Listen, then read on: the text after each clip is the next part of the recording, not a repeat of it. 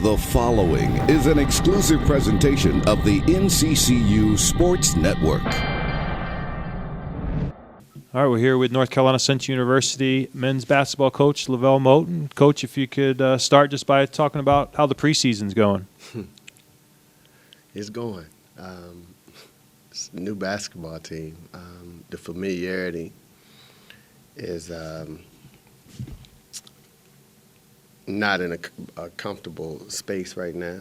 We're getting to know them. They're getting to know us. I'm getting to know them. They're getting to know me. It's just different because we're not going to compromise our culture just because we have new guys. And I tell them all the time, they got to adjust to me. I'm not going to adjust to them, and we're learning. And today we had an awful practice. I kicked them out of practice today. So it's probably not the best timing right now to be answering questions about them. But, hopefully we can get it. Right now I think we lack leadership. We're searching for,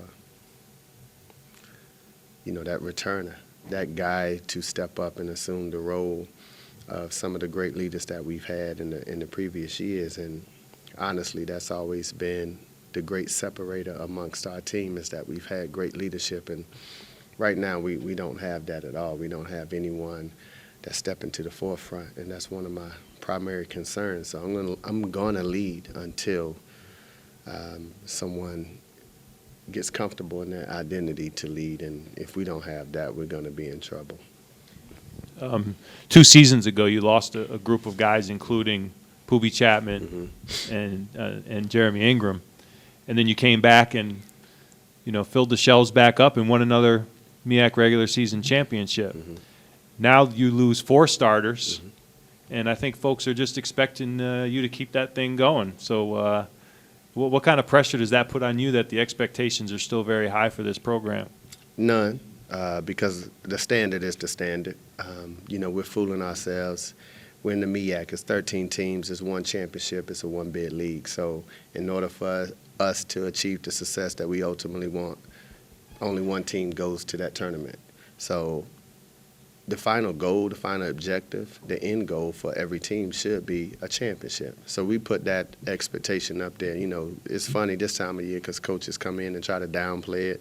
No, we got to win the championship, or else your season is a bust, because they don't remember your body of work throughout the 4 or 5 months. They remember those 3 days in March. So the standard is the standard here, and I've told our guys time and time again that they've been handed the keys to a Porsche, and their job is to keep it clean, keep gas in it, and not crash it, pretty much. We're not asking them to do anything fancy to it. We don't need another kit. We don't need any rims. Just keep it clean, put gas in it, and don't crash it. And that's easier said than done, and that's what we're fighting right now.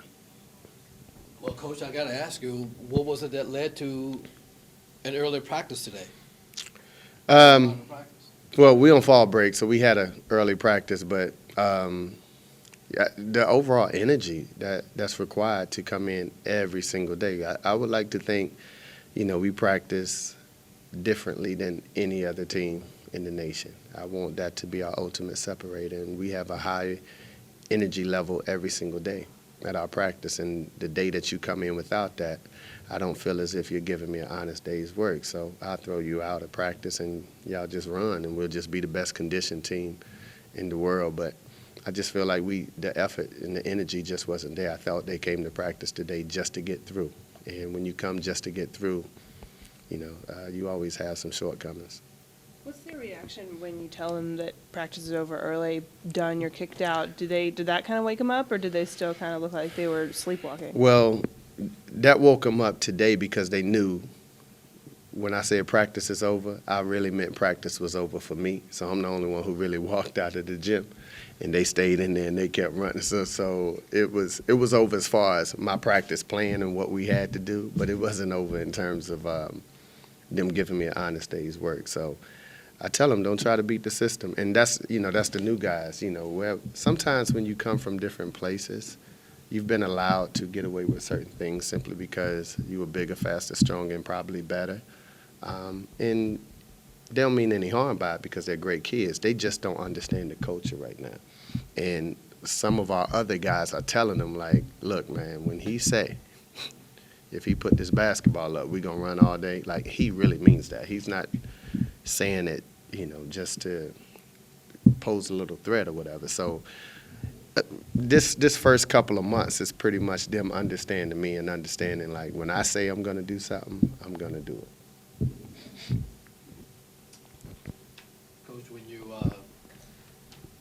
take a look at your schedule, and when I see, you open up with Clemson, and you have a trip to Las Vegas. Let's talk about, your non-conference schedule of the big teams that you play. Okay. Obviously, we open up with Clemson. That'll be a tough test. Anytime you play in the ACC ball club and, a Brad Brownell team, you can expect them to defend you 94-50. They're going to get after it. They're going to be really physical. I think we also have Mississippi State. Who else is it? Marshall and John. No, he got to help me because when you say schedule, all I know is November 13th we play Clemson. I don't know what we're doing November 14th. I just don't know. So help me. Houston, East Tennessee State, and Johnson and Wales, Allen, LIU, Brooklyn. Okay, so start with the guarantee games: Marshall, Houston, Clemson, and Mississippi State. It's tough, man. I'm just a one day at a time guy. They all pose a different challenge for us. Obviously, Clemson will defend. Mississippi State, Ben Highland is now the coach, so he has some incredible recruits. So they got that thing rolling down there. East Tennessee is going to be a challenging game. They beat us last year at the buzzer in their place, and they got a new coach, and he's really known as a great recruiter from under the Bruce Pearl coaching tree, as well as Greg Marshall. So, they'll be coming into our gym, and they'll be ready as well.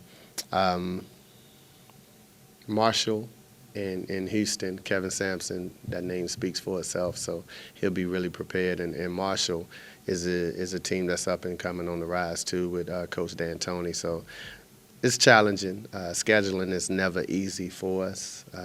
We got to go through a lot of circles and just kind of compromise some of our morals in terms of scheduling. But our main focus is just really getting it done. Right now, and we were able to do that this year. And we go to LIU Brooklyn. I thought it was a great experience in the Barclays last year, and we were fortunate enough to contact them and. They said we'll play them up there at LIU Brooklyn, so I think that'll be a great place. And then we'll tag team that game with Quinnipiac in Connecticut. And we also have Louisiana Tech too. So obviously what Mike did with that program, and that program really ascended when he took over the job. He left it in good graces. So we got to go to Louisiana for a challenging game too as well. So they should be favored to win the Conference USA as well. Your team was picked as the favorite in the MEAC for the second year in the row. They picked us to win it? Yeah. That's crazy. Like what? Yeah, exactly. Like, what do you say when you see that crazy. again? That's crazy. that's crazy. I'm sorry, man. That's absurd. That's absurd. Like it's nothing. We have one starter back that averaged 10 points a game. That's absurd to me. I don't even know how to explain it. You have a Hampton basketball team that is by far the most talented team in the league from 1 to 13. They won the championship last year without their best player in the tournament. And now they've returned that entire cast of kids, and we picked to win the championship.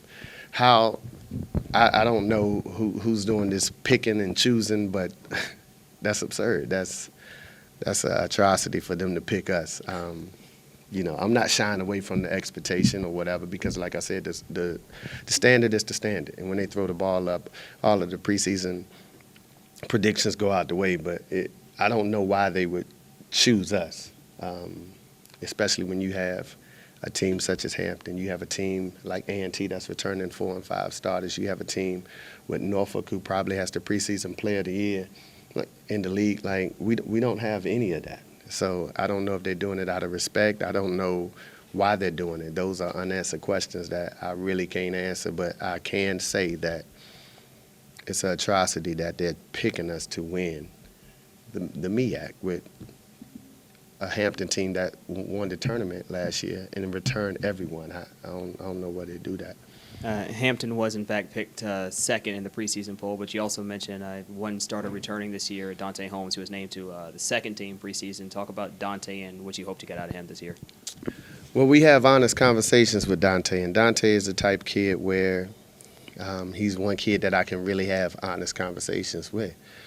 And, you know, we're searching for leadership right now, and we need Dante to step up and lead. And in order for Dante to lead, Dante has to first control Dante and, you know, be in a secure place on the floor where he's not overly this or overly that. You know, he has to have a even temperament, and so his teammates can follow. He means well, but like I said, he has to grow up, and he has to grow up in a hurry, and he has to grow up and take 13 more guys along with him, and that's just the expectation. You know, that's what happens when you become a senior, and we're going to put a lot of that on his shoulders.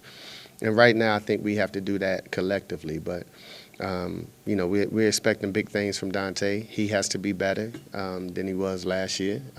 You know, he has to follow that up. So I know he averaged 10 last year, but we're looking for that to probably increase to 14 to 15, but it has to be pure. You know, it has to be an organic increase. It can't be anything where he's out there trying to force just to score. It has to be well-rounded on both sides of the floor. Coach, you talked about the culture here 2 years ago. You made it to the NCAA. Mm-hmm. You made it to postseason last year, but not the NCAA. So what was that like? It was heartbreaking. It's always heartbreaking when the ball don't bounce your way. However, when you reflect in hindsight, you know, those guys, they made history. Going 16-0 in any conference, yet alone the MEAC, where every night you have that bullseye on your back and teams are coming at you, yet you respond and find a way to you know, secure a victory. I think that's incredible, and I think that's a testament to the young men that we had. We also made history because we went to the NIT. The NIT is nothing to be frowned upon. You know, it's always amazing in the words that y'all are using with expectations. When I took over here, this program, I just remember everyone saying at the end of my press conference, look, all we want you to do is win 5 games. And then the next year was like, all right, just win 10. Then it was just beat A&T. And now it's, you can't lose at home. Got to win the championship, got to go to the NCAA tournament. So the level of expectation changed, and we understand that. And like I said, I try to get our guys to understand our culture and just perform for the players that paved the way for them. Because the truth of the matter is a lot of our guys don't appreciate or respect the culture right now, not because they're bad kids, but because they weren't actively involved, you know, when it was being built. And when you haven't worked for something, you have somewhat of a sense of entitlement. So I told them it's almost like y'all are Puffy Combs' kids right now. Y'all just inherited some stuff. Y'all weren't around when he was really working to establish this legacy. So you got to go back, do your homework, do your research, and see what this thing was built upon, and bring that effort and energy out onto the floor every day. Did you anticipate this type of growing pains with the new kids? Yeah, because every team, you know, everyone I talked to, they was like, man, you say the same thing last year. Like, you ain't like your team last year around this time. I said, well, I didn't like them, but I really don't like this team right now. So, you know, I think it's just coaches' perspective and coaches' insight right now, because you see what you want them to be. You see the potential outcome. But when you're dealing with 13 of them, you know, kids just want to see for today, and that's it.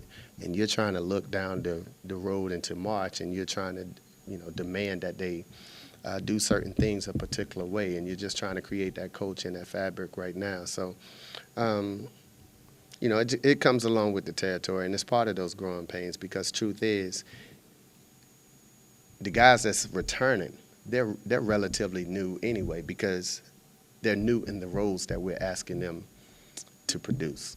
You know, now Dante, who is it? KJ and Jordan, Nimrod, those guys aren't walking through the door to bail out Dante anymore. So now Dante was kind of hidden in the back. He was more like Tito Jackson, where he could just sit back there and play his role while Michael was up front. But now Michael's gone, and he has to become Michael. And it's a little bit more pressure when you have to be Michael's, because we can't hide you anymore. So that's the conversations that we're having with him. And, all the other guys got to step up too. Jay Copeland, he's returning. He's a bit rusty because he hasn't played basketball in a year.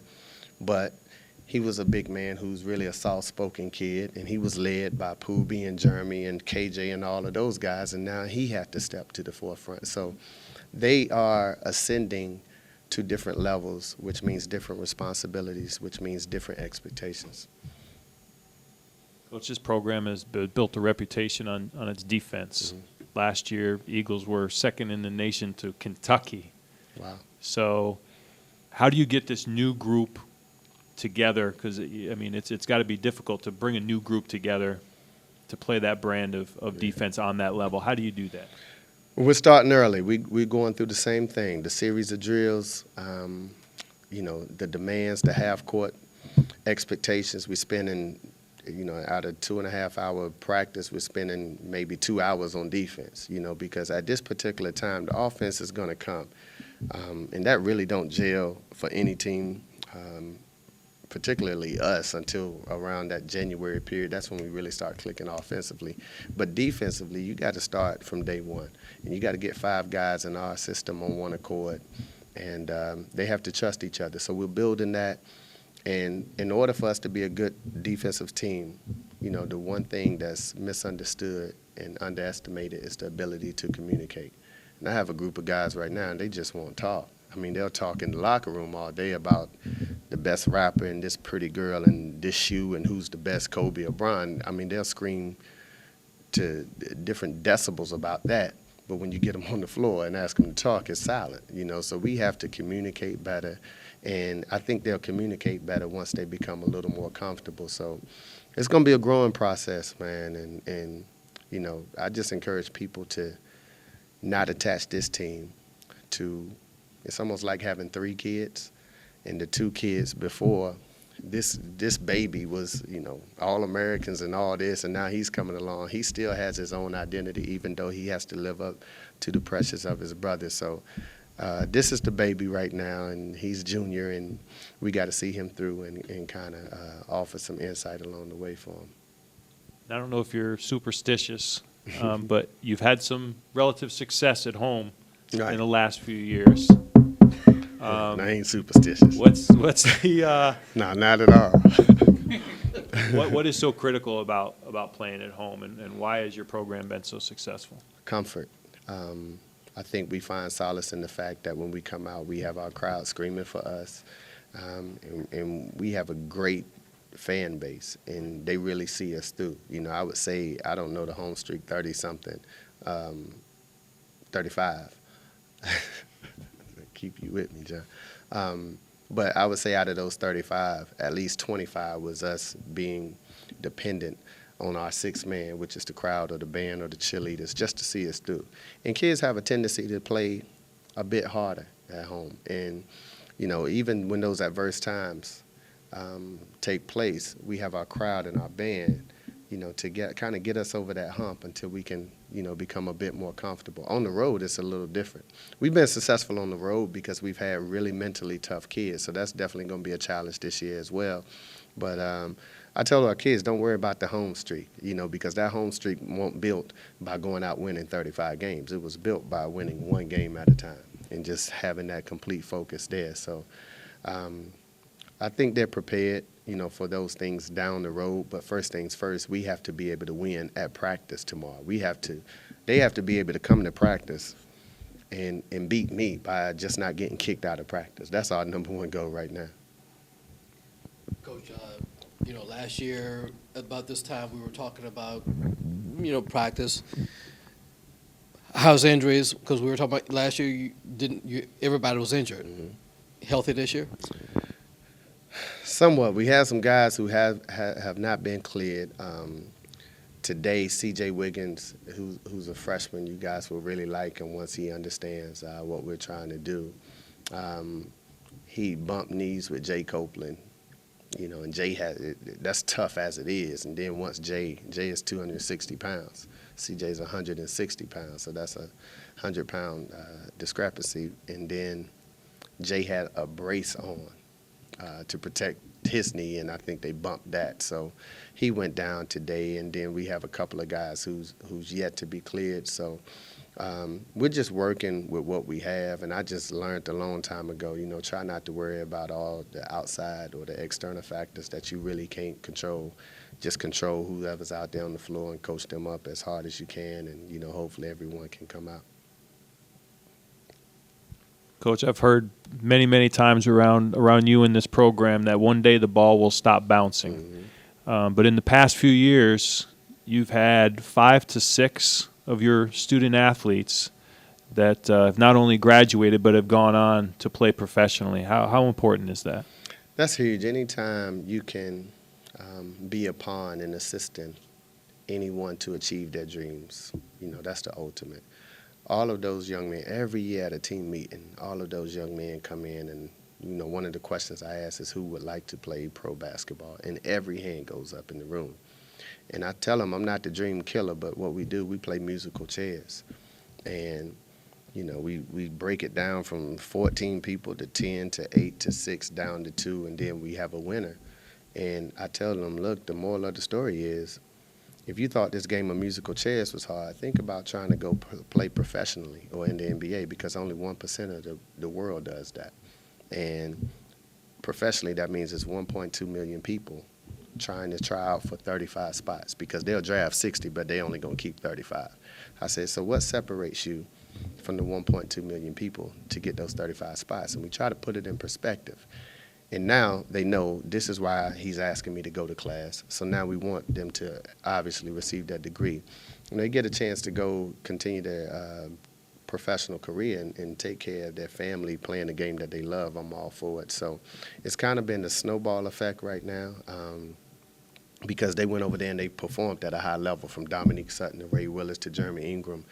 And now the people overseas or in Europe, they're saying, okay, they have a good thing going over there, and we kind of like their players, so let's go back and see what else and pluck from, that tree. So it's been great, man. I'm talking to those guys every other day. They're texting. They have all these apps from over there. It was unlike when I played overseas, because when I played overseas, it was literally overseas. It was no internet. It was nothing connecting you to America. But so they spoiled, man. They got apps, internet, and all that type stuff. So they in Norway and they in Spain, they in Italy, but it feel like they in Greensboro, and they talking so much to me. But I tell you, the beautiful thing about it is that it's rare now that we end the conversation without saying, I love you, because they get it. And the first thing they say is, Coach, man, I see everything that you was teaching us now. I appreciate it. So when they're here and they're in the process, they don't understand it. But when they get out there in that real world, it comes to fruition, because that world don't care nothing about their feelings at all. And they understand that quick, fast, and in a hurry. So, it's a wonderful thing, man, for them to have an opportunity to take care of their families. This has been an exclusive presentation of the NCCU Sports Network.